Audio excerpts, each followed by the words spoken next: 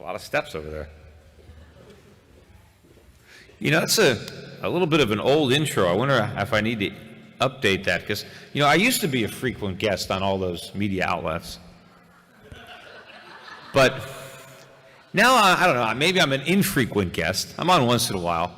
I'm on television more often outside the United States than inside the United States. I think I got too many things right to be invited back. And I guess that's a good lead into the topic. I read the topic of my talk on the plane on the way over here. So I'm talking about the Fed and what we're supposed to think of it. And, you know, I mean, it's really like, you know, like from Star Wars, right? What are the bad guys? You know, well, not that. No, that's Star Trek. That's Star Trek. Whatever, the evil empire, whatever, the Death Star. I mean, the Federal Reserve is a very bad organization, a very evil entity. I think that most of the problems, most of the problems that we have can be laid at the foot of the Federal Reserve. I mean, not that the Federal Reserve acts, you know, as the sole source of our problems, but most of the problems could really be traced to the Federal Reserve. I mean, the Federal Reserve is certainly responsible for, I think, the degradation of the American economy, the artificially low interest rates that have prevailed, you know, for most of the last probably 20 years. I mean, particularly the last 7 years, they're at zero now. But even prior to that, the Federal Reserve has been artificially suppressing interest rates, just, you know, price fixing the cost of credit, with disastrous consequences for the real economy. I think as a result of what the Fed has done, the Fed has discouraged and undermined capital investment, savings, you know, legitimate investment, production, and the other side, they have encouraged and subsidized reckless consumption, speculation. All of this has helped transform the American economy from an industrial powerhouse to the world's largest debtor nation. And we exist basically as this supposed consumer-based economy where all we do is buy things that are made in other countries and borrow the money in order to do it. And what the Fed has created in place of the economy they've helped destroy is a gigantic bubble. And yes, they've been able to elevate the stock market, and they've been able to elevate the bond market and the real estate market and rare art and collectible automobiles, and all sorts of asset prices have gone way up. But at the same time, they have been the principal, I think, architect of this widening divide between the very rich and everybody else, particularly what used to be the American middle class and the lower class. And in fact, that's helping to fuel a lot of this class warfare where members of, you know, what used to be the middle class and the lower classes are taking out their anger and their frustration at what they perceive to be the source of their problem, not recognizing. You know, I was just at an event in Jackson Hole. Did anybody go to that event? Yeah, the Federal Reserve meets every year in Jackson Hole, and it's a very big televised conference, you know. And I was there to participate in a very critical event, critical to the Federal Reserve, right? And so it was a protest event, and I was one of the speakers. Well, there was another organization that was there criticizing the Fed, Black Lives Matter. And they were there to demand that the Fed not raise interest rates. And, you know, I think the Federal Reserve really encouraged this protest, maybe behind the scenes, because the event that I was at tried to book the same venue, the same hotel where the Fed was meeting. And they were told, no, you can't be in this hotel. It's only for the Fed. And so they had to have a place a couple miles down the road. This organization was in the same location as the Fed. And they came up with the idea a lot, you know, later than the organization I was speaking at. So I think the Federal Reserve had something to do. I think they liked this protest because the protest basically validated everything the Fed was doing, because the protesters who had been bussed in by the labor unions, they hadn't even heard of the Fed until they showed up, right? But the protesters had these signs that people had written for them, and they said, there's what inflation, there's no inflation, we need jobs, don't raise rates. And the whole idea was that somehow what the Fed is doing is creating jobs, is growing the economy. And the protesters don't want the Fed to stop doing all this good stuff, as if somehow just creating money, printing money, right, taking paper and putting numbers on it, and somehow doing this is going to generate economic prosperity, economic growth, and that we need inflation. In fact, I was reading this article just this morning, and it was an article that was quoting me, but the headline didn't quote me. I had said some negative comments about the economy, and the headline in the article was, "Consumers feel the sting of low inflation." Feel the sting of low inflation. So let me get this. So a consumer is showing up at a store, and it's like, oh my gosh, I thought this was going to be more expensive. It's cheaper than I thought. This really stings. What am I going to do with this extra money that I didn't spend? This feeling is, I was talking about how the economy was weak, but the Federal Reserve has been able to succeed with their propaganda effort to convince everybody that inflation is a good thing, and their job is to create it, right? How's that for a 180, right? Because people used to say, oh, the Federal Reserve is here to fight inflation. Now they're here to create inflation, to fight the absence of inflation, right? They used to say, we want price stability. Well, price stability means no inflation. Now they've redefined price stability to prices rising by at least 2% a year. And if they're not rising by at least that much, we have to take decisive action to make sure that prices go up. Because somehow if prices don't go up, right, then the economy is going to implode into some kind of vortex, right? And so this is the propaganda effort that the Federal Reserve has been able to successfully, indoctrinate almost the entire world at this point into believing that a rising cost of living is an economic necessity, that somehow if the cost of living were to go down, that we would all suffer as a result of that. So the Federal Reserve has been the main, I think, barrier to economic growth, to progress. Yes, the federal government is also complicit, but if it wasn't for the Fed, if the Federal Reserve wasn't willing to accommodate all this government spending by monetizing it and by keeping interest rates artificially low, the government would have had to come to terms with its insolvency years ago. The government would have been forced to cut spending years ago had the Federal Reserve not cooperated, not kept interest rates artificially low. So if you're upset about big government and the growth of government, look no further than the Federal Reserve, because the Federal Reserve is enabling it to happen. And the Fed pretends like, hey, we've got no choice here. We just have to accommodate the government. No, they don't. The whole idea behind the Federal Reserve is that it's supposed to be independent, but they don't act independent at all. They act like a branch of the government, an arm of the federal government, and they're there to facilitate government spending and government deficits. But the problem is, because of what the Federal Reserve has done, the deficits have been able to grow to levels that never could have existed. In fact, when they first started the Federal Reserve in 1913, the Federal Reserve was not even allowed to buy U.S. government debt. Right? The people that created the Federal Reserve were smart enough to say, look, we don't want the government to be able to borrow from the Federal Reserve. We don't want that to happen. Right?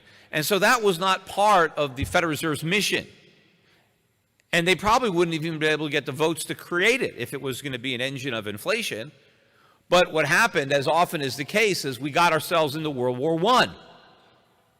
And whenever we end up getting in war, all of a sudden governments, usurp a lot of power that during peacetime the public would never allow them to take. But once you get a war, and all of a sudden it's patriotism, well, the government is able to use that to do all sorts of very unpatriotic things, and they're able to get away with it because, it's a war. And so one of the things that happened in a war is they amended the Federal Reserve Act to enable the Federal Reserve to buy U.S. Treasuries. They weren't allowed to do it before. Why? Because the government wanted to finance the war. And that made it easier. Now, another thing that just happened, right, it was that the Congress unfortunately voted to suspend the debt ceiling. They used to raise the debt ceiling. Now they just eliminate it for a period of time, right? They don't even have the integrity to raise it because they're embarrassed about putting a new number, right? So they just suspend it every once in a while so they don't have to be accused of raising it, right? Instead of, voting, to leave it where it is. But the reason we even have a debt ceiling in the first place is because when the Federal Reserve Act was amended, in order to enable the government to borrow from the Fed and the Fed to buy treasuries, Congress was worried that this relationship could result in too much debt, that the government would take advantage of this, and so they passed a debt ceiling. They said, okay, we're going to make a ceiling here and say, look, this is the highest, this is the most debt we're going to allow. That was part of the whole process. Well, obviously it didn't work. The ceiling should have been a constitutional amendment or something. It should have been, a ceiling that could never go up. But unfortunately, that ceiling has been raised every time it's been approached, until just recently when it's just been suspended. But because of the Federal Reserve, the government is enormous. The government never could have grown to the size that it is if it had to pay for its activities with real money. If it actually had to tax the citizens for all of the spending, the citizens would have objected to the spending. People want something for nothing. They don't want something if they have to pay for it, right? But the government was able to promise something for nothing. But all this is from the Fed. And I think because of the Fed, the United States today is on the verge of the biggest economic catastrophe in the history of the country. And, if you thought the 2008 financial crisis was bad, that's nothing compared to what's coming. That was just the warm-up, right? The main event is still coming. And because of what the Federal Reserve did in the aftermath of that crisis to make all the problems that caused the crisis worse, it's going to be so much worse when we actually have to deal with the real economic crisis that is still coming. And what's going to really exacerbate it is that the Federal Reserve still doesn't understand its role in causing that problem. To this day, Ben Bernanke, and he's going around promoting his book, right? He's got a new book out, the Courage to Act. I mean, how much courage does it take to print money? Right? The real title of the book should be A Coward's Way Out. And in fact, when I see it, you see that book, it's in the airport bookstore too. If you see that book on a shelf, move it to the fiction section because that's where it belongs, right? But he's out there promoting his book like he saved the country, right? And I talked to him. I ran into him at a conference in Las Vegas where we were both speaking. I spoke for free. He got $250,000 to speak. But anyway, so we're speaking at this investment conference, and I got up. I talked to him at a cocktail party about the crisis, and the guy is still so clueless about the Fed. He thinks that the Federal Reserve's 1% interest rates had nothing to do with the housing bubble. Nothing. It was just a sheer random coincidence that we had a housing bubble and we happen to have these 1% interest rates. Right? Well, it wasn't a coincidence because the minute the Fed lowered interest rates to 1% in 2002, I began warning that this was going to produce a disaster. And by 2004, I knew exactly what the disaster was. And I started writing. I started going around the country talking. I was, going on television, talking about the housing bubble, about how the Federal Reserve had created that bubble, and what the consequences were going to be for the economy when the bubble burst. So I knew about the bubble because I understood the Fed was causing it. The same time that I was out there warning about a bubble, people like Ben Bernanke and Janet Yellen were denying that a housing bubble existed. Even after it burst, these guys were denying. Even Janet Yellen, when Janet Yellen was appointed chairman of the Federal Reserve, right, everybody said she is the brightest one on the Fed because she was the one that was warning about the housing bubble, and nobody listened to her. And, if we only had Janet Yellen at the helm, everything would have been great. I mean, even President Obama said this when he appointed her during the press conference. She warned about the crisis.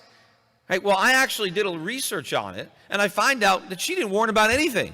In fact, the very speeches where Janet Yellen is credited for having warned, I went back and read those speeches. And not only did she not warn about anything, she actually said that the people who were worried about the housing market were wrong. She said there was no housing bubble, that housing prices reflected the fundamentals, and even as late as 2006, she expected housing prices to keep rising. And she said if she's wrong, if I end up being wrong and housing prices go down, it's not going to hurt the economy. That's how she was, as clueless as you could possibly be. I did a YouTube video, Janet Yellen Exposed. So if you want to, you have some time, you want to watch that video, you can actually, I highlight all the things that she said. She was as clueless as you can be. So now, it's the blind leading the blind, having Janet Yellen. And she was the president of the Federal Reserve Bank of San Francisco during the entire bubble, right? I mean, California was, one of the biggest problem areas. California, that area, in Las Vegas. So she was right there and had no idea. So the Federal Reserve is completely clueless about how its very policies caused the 2008 financial crisis. And now they've pursued the same policies on steroids. Right? If you can remember what happened in 2008, right? All the bad things that were supposedly about to happen.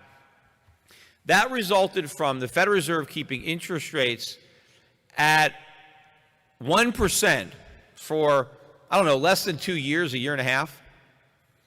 And then the Federal Reserve raised interest rates in a measured pace, which was every time they met, they hiked them 1/4 of a point.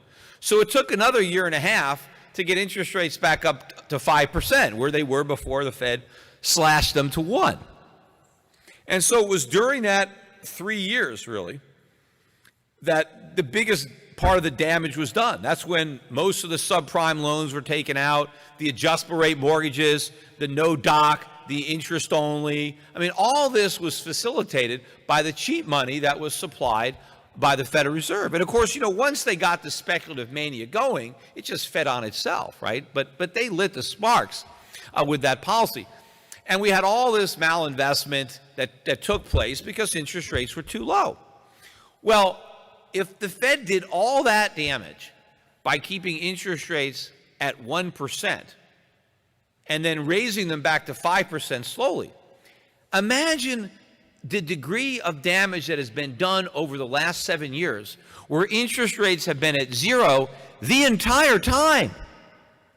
And the Fed has tripled its balance sheet.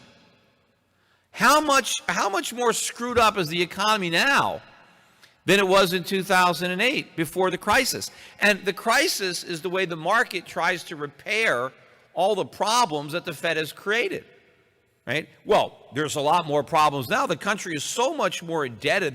The structure of the economy is so much more screwed up. And Janet Yellen isn't even talking about raising interest rates back up to normal. Even if the Fed raises interest rates in December, which I still don't think they're going to do, they've been talking about this for a year or two, but even if she raises interest rates from 0 to 0.25, it's still 1/4 of what it was at 1. And she's talking about how even if we raise interest rates to 1/4%, we're going to be really slow before we raise them again. I mean, they may never raise them again. So the degree to which the Fed has screwed up the economy this time, it's off the charts compared to 2008. And I think what makes everything so dangerous is not only does the Fed not have any clue about how its policies caused the 2008 financial crisis, they still don't understand what caused the Great Depression. They have learned the complete opposite lesson. The Federal Reserve made mistakes, But in the 1920s, those were the mistakes. In the latter half of the 1920s, the Federal Reserve kept interest rates too low. They did that deliberately. I mean, their goal was to try to prop up the British pound, and so they wanted to keep the pound from falling, so they lowered interest rates in the United States. But they shouldn't have done that. And by doing that, they created a speculative bubble in the stock market and in the real estate market. And eventually the Fed raised interest rates and pricked the bubble, and the bubble popped in 1929. But it wouldn't have been that big a deal. I mean, it probably would have gone on for a year. I mean, there wouldn't have been a Great Depression. But what happened is Herbert Hoover, who was the president at the time, decided that he didn't want to have a market-based approach, which had been the norm in the past. Normally, the free market, the government stayed out of it. And if there was tough times, the government did what everybody else did. The government tightened its belt. The government cut spending. If the economy was weak, you cut spending. You know, you make yourself a smaller burden on a weaker economy, right? But instead, Hoover decided to be the first president to do a stimulus, and he tried to intervene. He tried to pop things up, and he ended up creating a depression, and then Roosevelt came in and expanded all those failed programs, and it became a Great Depression, right? So, but the way Ben Bernanke looks at the Depression, right, and the mistakes that were made, he thinks the mistake wasn't lowering interest rates, but the fact that they ever raised them. He thinks that, you know, that the solution, and this is what the Fed thinks, that the solution to problems that are brought about by interest rates being too low and government spending too much is to make interest rates even lower and for the government to spend even more money. That's how you're supposed to solve these problems, right? If you're in a big ditch, you just keep digging, and that supposedly is going to get you out.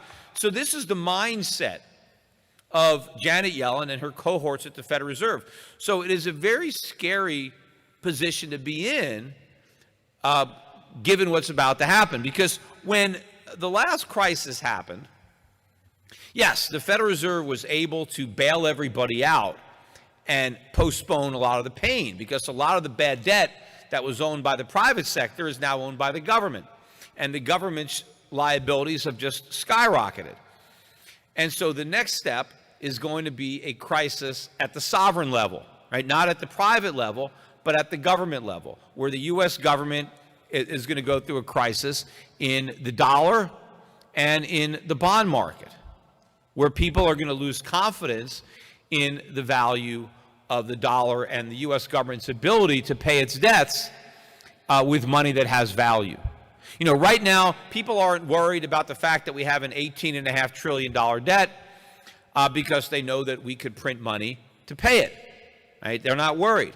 But at some point, they're going to have to worry about that. And it's not just $18.5 trillion. We owe, you know, $100 trillion, I mean, whatever it is, if you count all the unfunded, off-budget type liabilities that are not part of the Treasury. But one of the reasons why the Federal Reserve has kept interest rates at zero is because if interest rates were allowed to rise, the U.S. government couldn't afford to service the debt, let alone retire it. Right? We're only spending about $250 billion or so a year on interest on the debt, even though the debt, you know, is again approaching $20 trillion. By the time Barack Obama leaves office, the national debt will be about $20 trillion, which is about double what it was when he came into office, right? Which means that President Obama actually would have added more to the national debt than George Washington to George W. Bush combined. But, you know, Bush did the same thing. Bush 43, he doubled the debt during his 8 years. So Obama doubled it again. So can Hillary possibly double it from 20 trillion to 40 trillion? Is that even possible? That's the trajectory that we're on. But is it even within the realm of possibility that we could do that? I don't think so. I think we're going to have a crisis in the bond market and the dollar long before that happens. The only reason that we've had this rally in the dollar is because the whole world is convinced that what the Federal Reserve did worked, right? That what the monetary policy that they pursued, you know, fixed the problem, saved the economy, and that now the Fed can withdraw the stimulus. The Fed could raise interest rates, shrink its balance sheet, and everything is great. And because everybody believes that, they've bought the dollar. But the crisis is going to come when people realize that that's not the case. Right? The Federal Reserve didn't restore the economy to health. Right? They were saying, like, look, the economy needs a little help. Right? Just, give it a crutch. Like, let's the Federal Reserve, until the economy gets back on its feet, we'll give it this crutch, 0% interest rates. And then, when the economy is healthy again, we'll take it away. Won't need it anymore. That's not what actually happened, right? The economy didn't get a crutch. Basically, the Federal Reserve chopped off the legs and gave the economy prosthetics and quantitative easing and 0% interest rates. And that's the only thing that's supporting the economy. You can't take those prosthetics away. Then you can't walk. There's when people realize that all this is a bubble, right? And Ben Bernanke wants to talk about, what a success my policy was, right? Well, how do we know it's a success? Interest rates are still at zero. You can't claim it's a success until you normalize those rates. Let the Fed bring interest rates back up to 5%. Let it take its balance sheet from $4.5 trillion back down to $1 trillion, and then tell me how successful the policy was. Because right now, all they've done is the easy part, right? It's like, the easy part of drugs is getting addicted. Anybody can start taking drugs, right? It's easy to start a bad habit. The hard part is giving it up, right? Same thing, or, it's easy to gain a lot of weight, right? You could talk about going on a diet, but do it. That's the hard part. Ben Bernanke and the Fed, they want to claim credit for fixing the economy when interest rates are still at zero. And if you actually look at what's happening in the real economy since the Fed embarked on this program, the economy is a mess. Real wages have fallen. The labor force has collapsed. Millions and millions of people have left the labor force. They're no longer working. Labor force participation has imploded. And not for the baby boom or the baby boom. In the last month, we got the jobs report that just came out for October, and everybody was so excited that we created 271,000 jobs. Yeah, all those jobs went to people 55 and older. People who were under 55 lost jobs. And I read that for males between the ages of 24 and 55, they lost 119,000 jobs in the month of October. So what's really going on is older Americans are taking temporary jobs because they can't afford to pay their electric bills because the costs have gone up, right? The cost of living is going up and they don't have any interest on their CDs. So older Americans are coming out of retirement to take jobs that they don't want. And then you maybe have some married women with children who are forced to take a job because their husband can't afford to support them anymore. You don't have a real growing economy that is creating vibrant, productive jobs. We're in much worse shape than we were 8 years ago. Look at the average household net worth. Look at home ownership. Home ownership is at the lowest it's been in 50 years. 50 years. Most people now, they're renting. And the rents are rising rapidly, and they're going to continue to rise. And that's with the Federal Reserve. They got interest rates at zero, and you can buy a house with 3.5% down, guaranteed by the government with 3.5% down. And Americans are still too broke to qualify for that mortgage. What would happen to the housing market if interest rates went up? What would happen to housing prices? All those banks that were too big to fail, so we bailed them out, they're way bigger now. They would all fail if the Fed were to raise interest rates by any significant amount.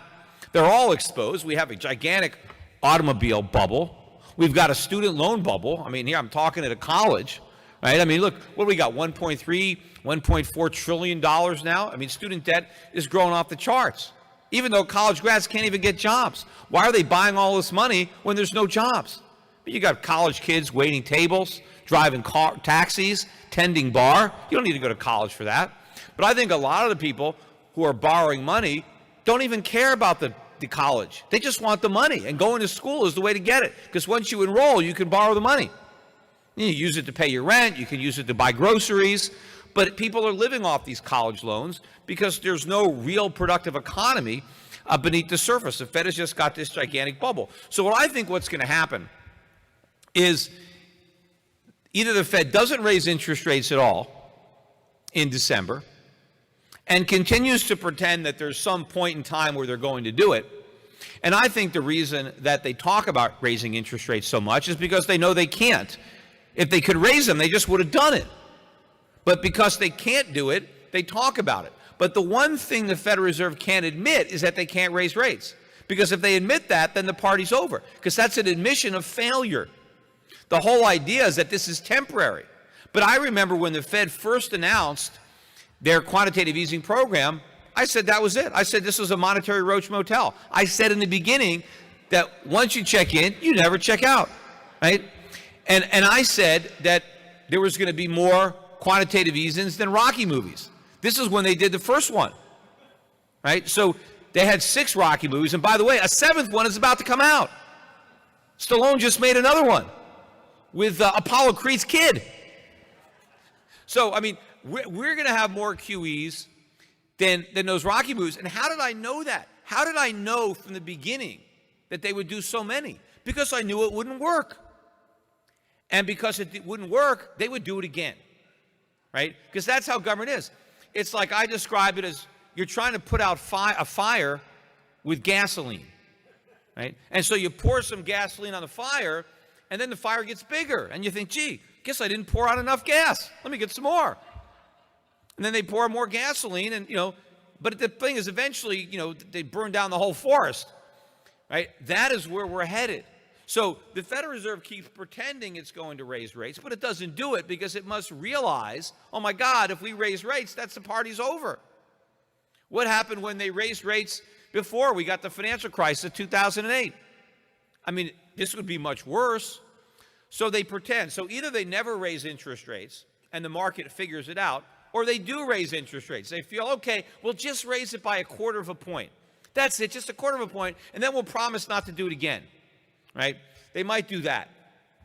But either way, the dollar is going to start to fall. Buy the rumor, sell the fact, or maybe there's no fact to sell because it's all rumor, but this dollar bubble is going to burst.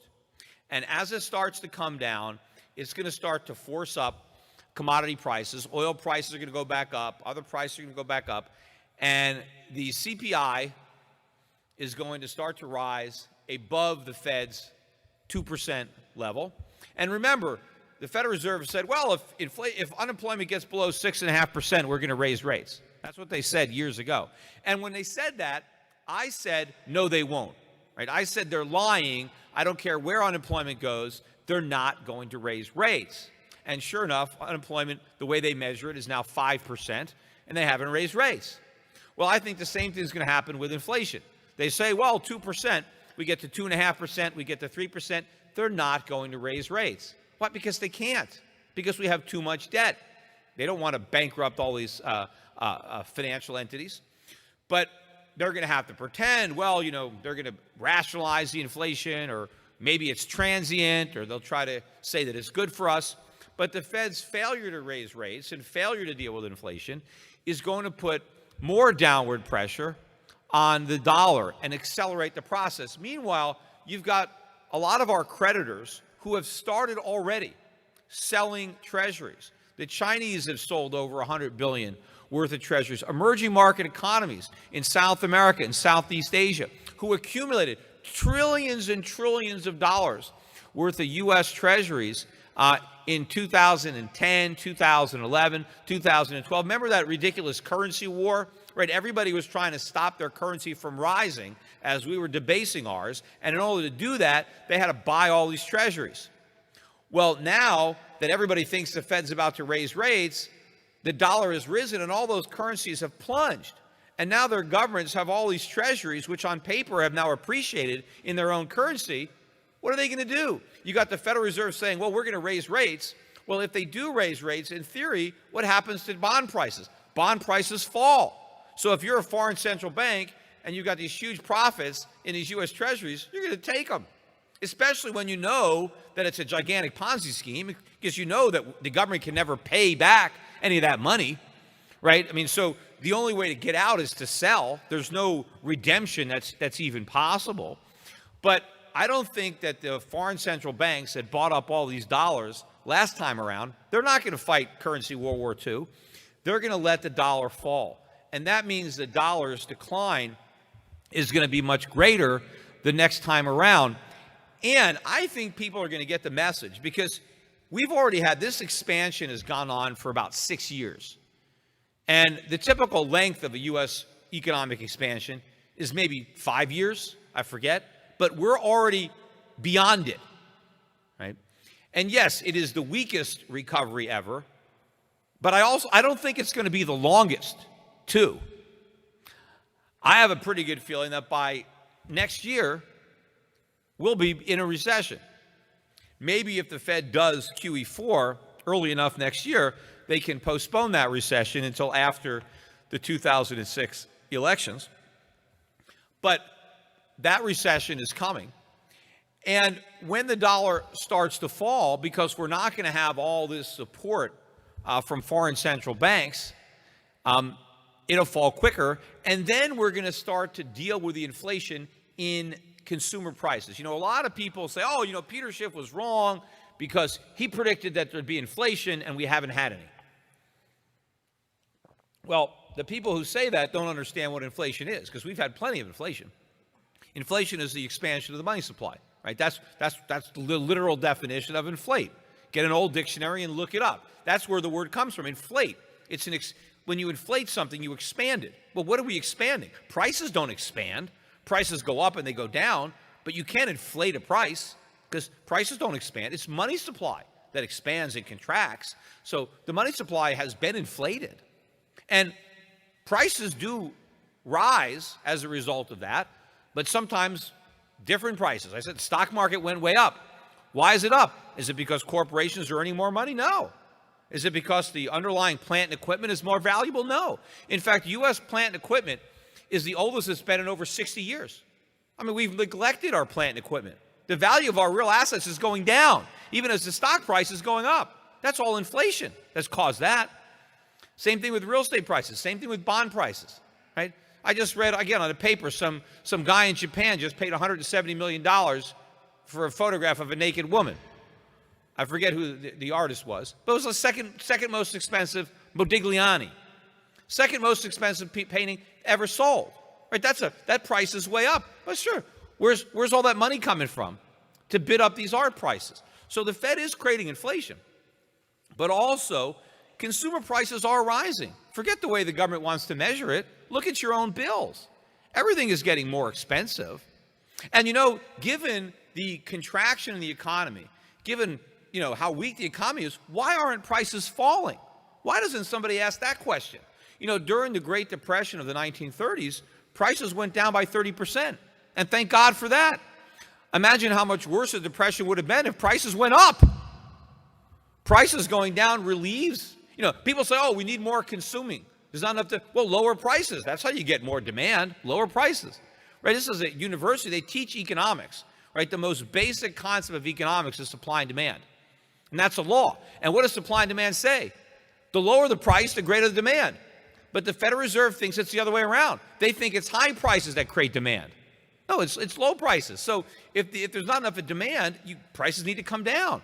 And then people can afford to buy things. But no one asks, hey, why aren't prices falling? What's preventing prices from coming down? Inflation is preventing them from coming down. The government is robbing people. The Federal Reserve is robbing consumers of the benefit of lower prices. That's still inflation.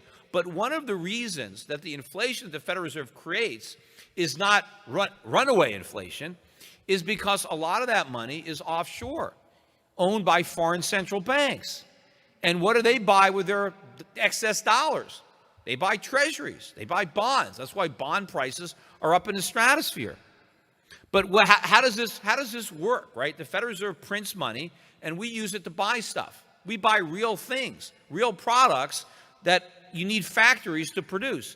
Actual labor. People are sitting in a factory doing something, you know, that requires skill, and they're making us a product. And what do they get in exchange for it? A piece of paper. Doesn't take any effort on our part to print up money, but it took a lot of effort to manufacture a consumer good. And we run $500 billion a month, a $500 billion a year trade deficits, right? And so that's keeping prices down, right? Because we get to export our inflation. Inflation is America's biggest export, right? And we import real things. And the crazy part about it is economists look at this and think, oh, that somehow that, the world is somehow better off for this, that we're getting the short end of the stick, because we have these deficits, but the world is getting nothing. I mean, we suckered them into giving us all their stuff for the money that we print.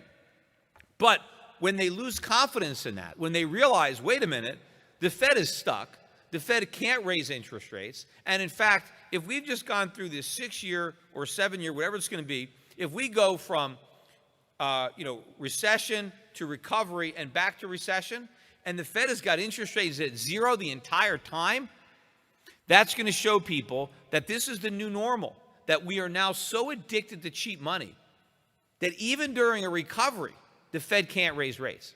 That the only thing the Fed can do during the business cycle is alter the amount of quantitative easing. So when the economy is in recession, they print a bunch of money, and when it comes out of recession, they print less, right? But interest rates have to stay at zero the whole time because they can no longer raise them, right? It's like the economy, like I use drugs, but we have such a bad drug habit. We need so much drugs at this point that even if they take a little bit away, we're going to go through economic convulsions.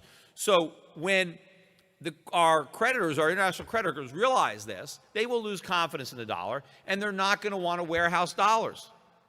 They're going to realize that, hey, if we just sit on these dollars for 5 or 10 or 20 years, they might not be worth anything. So they're not going to want our dollars in exchange for their products. And so that's going to mean that the inflation that we create stays here, right? If we can't export our dollars, if the dollar is falling in value and Americans can't use their dollars to buy foreign products, what are we going to buy? What products? I mean, it's not like we make the products ourselves. One of the things Donald Trump wants to do is, let's put these big tariffs. Well, I mean, tariffs could work in theory if you got an industry to protect. But once your industry is gone, I mean, what good are the tariffs going to do? It's just going to raise prices because there is no American substitute. Most of these products that we import are not made here. It is you can't make them without a factory. You can't make them without labor that actually knows how to operate the machines. 70% of our so-called GDP is people just spending money, shopping. And I read these articles about it, how they actually define shopping as economic output. 70% of U.S. economic output is consumer spending. What do you put out when you spend money? Nothing. Right? Anybody can spend money. The output is the products that you produce, not when you just consume what has already been produced. Yeah, what Americans do is we consume what other people produced. The economic growth takes place outside the United States.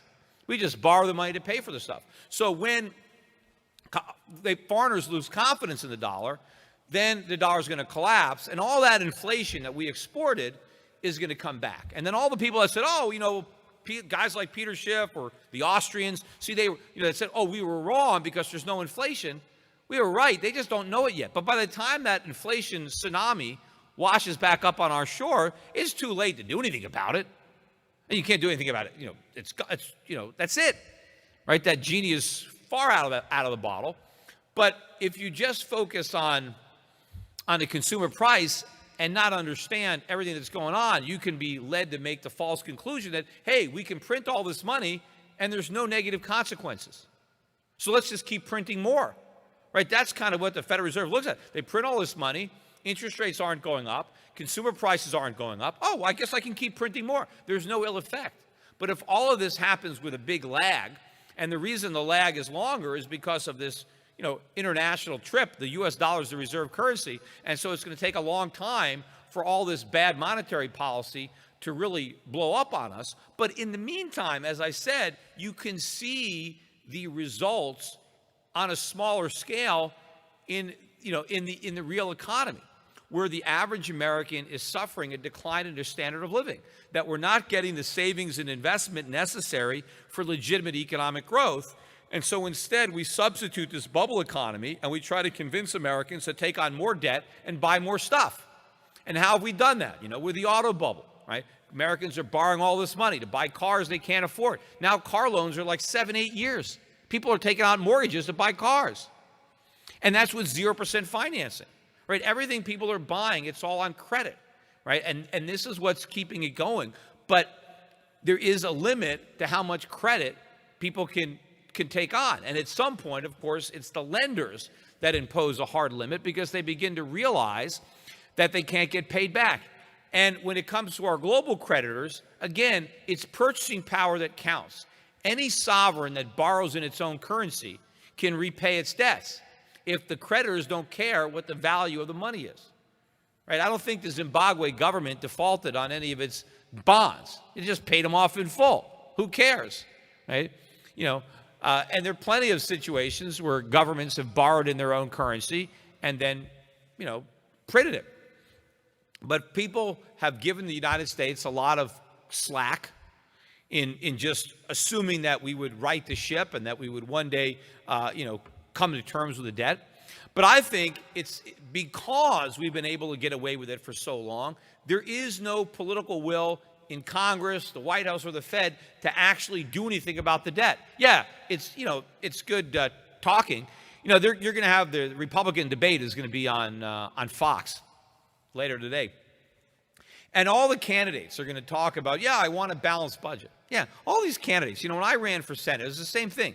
All the candidates want to talk about a balanced budget amendment. We don't need a balanced budget amendment. Just don't raise the debt ceiling. That's all you have to do, right? And then that's a balanced budget. But the reason that they all want to say I'm for a balanced budget amendment is because there is no balanced budget amendment to be for. Anybody can be for that because no one ever has to vote for it. But what they do have to vote for is a debt ceiling raise. And they do that every time. And they just did it. So when our creditors realize that, look, there is no solution to our debt problem. It's just more debt. The government is never going to prick this bubble on its own. Government is not going to restructure or admit that it's broke. It's just going to keep on adding. Look, we're already broke, and we added Obamacare. Right, we're bankrupt from our Social Security liabilities, from our Medicare liabilities. We have an enormous debt, and then we just added Obamacare on top of that, right? And now they want more, right? I mean, look, you got, you know, Bernie Sanders wants college to be completely free. Imagine how expensive it's going to be when it's completely free. Look at how expensive it is now because of the government. But, you know, so the fact that we're just going this way, it can only end in a currency crisis. And I'll wind it up because I know I want to take questions. I'm not, but when the dollar collapses because the Fed is unable to raise interest rates, unable to fight inflation, and of course, if the Federal Reserve belatedly does the right thing, that's a big if they end up raising interest rates sharply, by the time the Fed raises rates, they're not going to raise them 1/4 of a point. They're going to have to do it Volcker style, right? Maybe worse, right? Russia had to raise interest rates to 17%, I don't know, 6 months ago. The ruble was falling. They raised interest rates to 17%. The Russian economy is still there. Can you imagine the American economy if we had to raise interest rates to 17%? What would it be like? See, if they have to raise interest rates even to 5%, you know, we're going to collapse. Right? And not only will all the banks fail, but the depositors are going to lose their money. See, in the 2008 crisis, if nobody lost any money, no creditors. Now, forget about depositors. If you owned a bond, if you owned from a bank, you didn't lose. The government bailed out the bank and nobody lost any money. But if the Federal Reserve has to raise interest rates to defend the dollar, nobody can get a bailout. You can't bail anybody out if the Fed is raising rates, right? That's the opposite of bailing out. There's no money. The Congress has no money. If the Fed is raising rates and selling treasuries, right, shrinking its balance sheet, right, nobody gets bailed out. So not only will the bondholders lose money, the depositors will lose money because the FDIC has no money. There's nothing there. And in fact, if the Federal Reserve has to raise interest rates to fight inflation, the U.S. government has to default on the Treasury bonds. They're not going to have the money to pay the interest. Certainly, a third of the U.S. Treasury bond market matures in the next year. What happens if our creditors want their money back? We don't have it. The government counts on everybody rolling it over, right? That's why, when they first put, Bernie Madoff in jail, they interviewed him. And he interviewed, I think it was the New York Times interviewed him. And he said to the New York Times, yeah, I don't know why you guys are making a big deal about me. I mean, I'm a piker. I mean, the federal U.S. government is running a much bigger Ponzi scheme than I did, right? And when that article first came out, people dismissed it, right? They said, what does he know? He's Bernie Madoff, right? And I said, well, he knows one thing, right? Ponzi schemes, right? He knows one when he sees one. He has credibility there. And that's why I said, look, why do we have the guy in jail? We should just make it. Because he understands how to deal with a Ponzi scheme. Because the clowns in Washington, they even admit it's a Ponzi scheme, right? What do they say? What did they just say a few weeks ago? If we don't raise the debt ceiling, we're going to default. That's an admission that it's a Ponzi scheme, right? And it's basic Ponzi 101. If you are running a Ponzi scheme, don't tell anybody, right? You got to keep it quiet. But we've told everybody it's a Ponzi scheme, so they know. So if the Fed raises interest rates, the U.S. Treasury has to default. People that have bank accounts are going to lose their money, and the government's going to have to come clean with Social Security recipients, pensioners, military pension, government civilian pension, and say, you know what, we promised you a lot of money to get your votes, but we spent that money, and now we're broke, so we can't give you what we promised. That's what would happen. If the U.S. Federal Reserve did the right thing and raised interest rates to stop the dollar from becoming monopoly money, the government is going to have to be honest about the financial situation and not pay people their dollars. Now, if they don't do that, then we're going to have a complete collapse of the dollar. And yes, you go to the bank, you'll get your money. If you're expecting a Social Security check, it'll be in the mail, right? But you're not going to be able to buy much with it. See, there is no easy way out.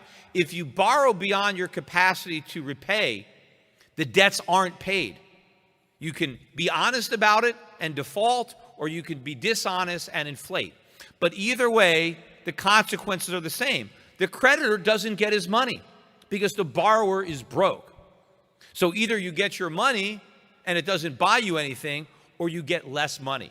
Now, personally, I think our creditors would be better off if they got less money, if they took a haircut, if we had a legitimate restructuring and the government paid the bondholders 30 cents on the dollar, if the government paid Social Security recipients 30 cents on the dollar or whatever, or maybe they just means tested it and asset tested it and said, look, if you have money, if you have wealth, you're not getting any Social Security, but if you're destitute, well, you're going to get something, and like welfare. I mean, they can have different ways to default on these commitments, but I think if they did that, people would be much better off than politicians trying to pay everybody off with a printing press.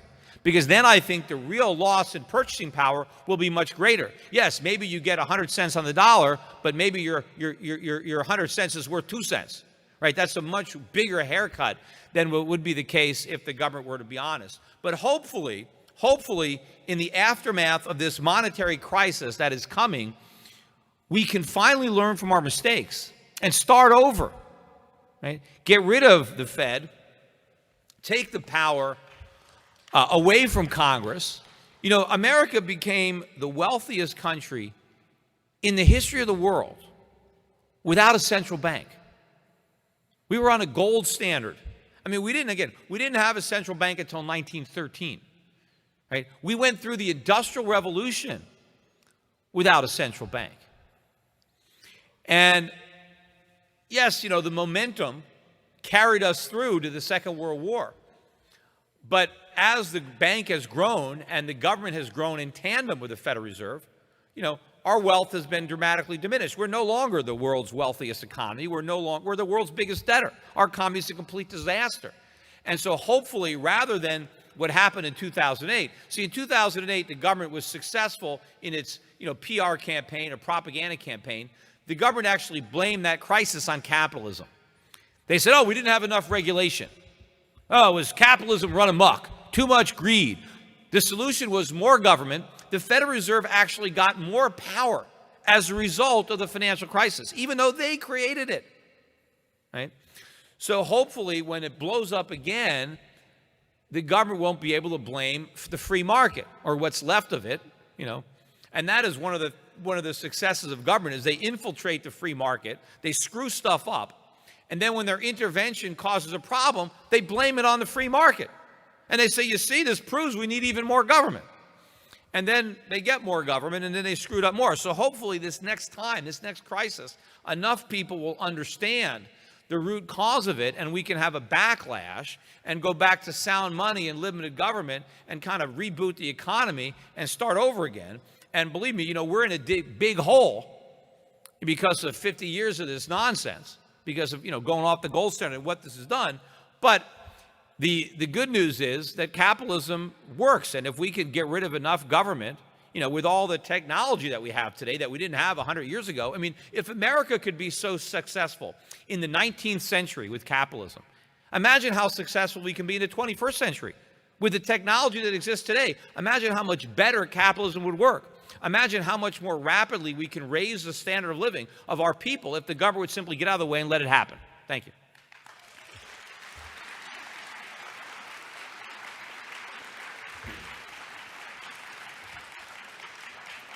All right, so. Thank you, Mr. Schiff. We have time for one really good question. That's it? One question? I only spoke for 45 minutes. Or no, I started 4. I spoke for an hour. Oh, all right. Mr. Schiff, thank you so much for your time this evening. I'm going to go back to your talk about the Federal Reserve, and there's been a lot of proposals right now on the floor of Congress to audit the Fed.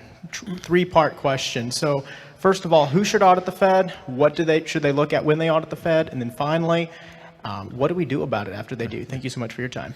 Yeah, I was saying, auditing the Fed isn't even enough. But it would make sense for it to be a little bit more transparent.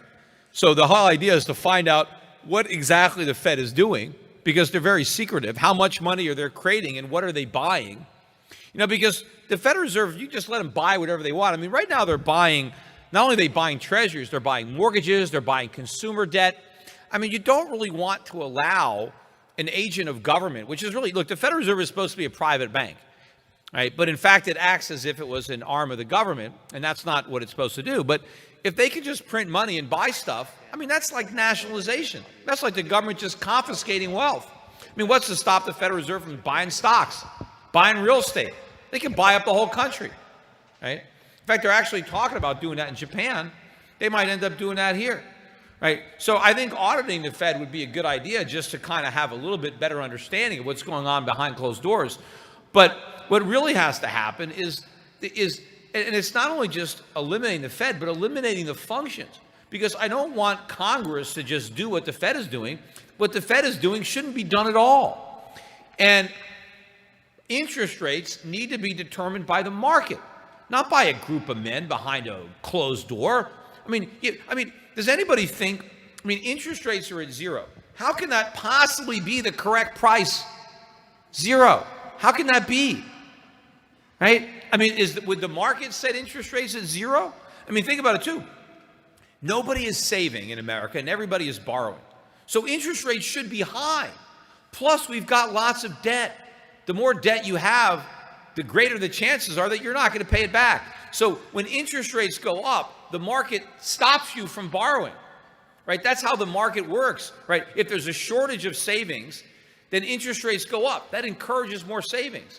If people have too much debt, interest rates go up, and that stops the borrowing. The market works. It doesn't work when the government comes in and sets a price.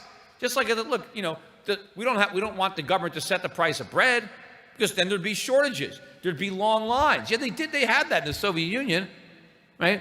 For a while, they controlled the price of gasoline, and we had to wait in line for gasoline because they didn't let the market function. Right? They said they have a minimum wage. So that means if you can't convince somebody to pay you the minimum wage, you're legally unemployable. Now they want to raise it. They want to throw more people out of work. I mean, let the market set prices. But probably the most important price in the economy is interest rates, and it needs to be set by the market. And also money. Money needs to have value. It can't just be a piece of paper. Money was created to replace barter, right? Where I gave you a chicken for a pig, right? Everybody got something of value. Well, the concept of money was that, hey, gold has value, but it's easier to trade. If I want a pig, I don't have to find somebody who wants a chicken. I could just pay him gold because everybody wants gold. So money started as a commodity. It was a commodity that was used as money. Any commodity can theoretically be money, but gold works better than all the other commodities.